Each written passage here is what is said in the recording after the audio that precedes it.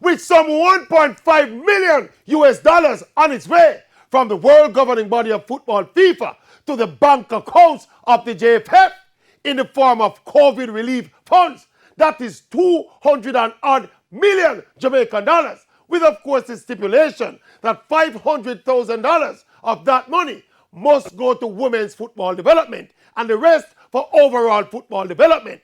Now, before the JFF sink their claws into this money and waste it on foolishness, in keeping with the mandate of development, outside of strategically fixing a couple of playing surfaces, I think the JFF, via its technical committee, should set about extensively scouting at home and abroad for the best 20 or 30 under 15 or under 17 players for both men and women.